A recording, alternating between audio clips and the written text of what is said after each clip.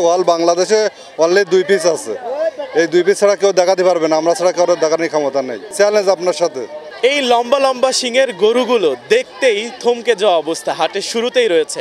এই গরুগুলোর নাম কি? উলবিড়ের সার, উলবিড়ে। এটা কোন জাত, মানে কোথাকার জাত? এটা ইন্ডিয়ান জাত। কতদিন হলো? এ 2-3 বছর হচ্ছে। ইন্ডিয়া থেকে আনার পরে আপনি আপনার খামারেই মানে লালন পালন করেছেন?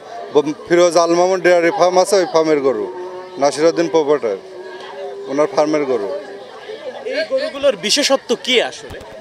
এই গরুগুলো বিশেষত্ব হচ্ছে অল বাংলাদেশে অনলি 2 পিস আছে। এই 2 পিস ছাড়া কেউ দেখাতে পারবে না, আমরা ছাড়া কারোর দেখানোর ক্ষমতা নেই। অনলি 2 পিস, না অল বাংলাদেশে কারোর দেখানোর ক্ষমতা নেই। চ্যালেঞ্জ আপনার সাথে। এই গরুর দাম কেমন চান? দুটো 38 লাখ চাচ্ছি। একসাথে দুইটা 38 লাখ? জি। কেউ যদি একটা নিতে দোয়া হবে যদি পার্টি আসে, তাহলে কেমন নিবেন? আসলে কথা বলে তারপর ডিফেন্স করবে। যারা নিবে তাদেরকে কি সুবিধা দেবেন, মানে বাড়ি পৌঁছানো বা কোনো সুবিধা নেই, এখান থেকে তাদের দায়িত্ব নিয়ে যাবে। কতদিন আপনি এই লালন পালন? কিন্তু নাহলে অনেকদিন 10-12 বছর ধরে আছে। মাংস 14-15 মণ করে হবে।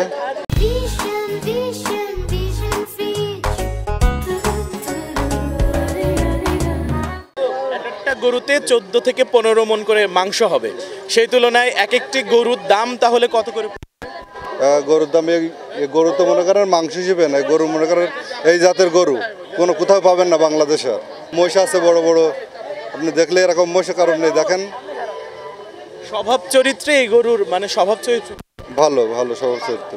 দেখতে আসছি বাজারটা কীরকম, বেশি না কম। তো এখন বাজার তো মোটামুটি দেখতে পাচ্ছি বেশি আবার কমও না, মধ্যবিত্ত অবস্থায়।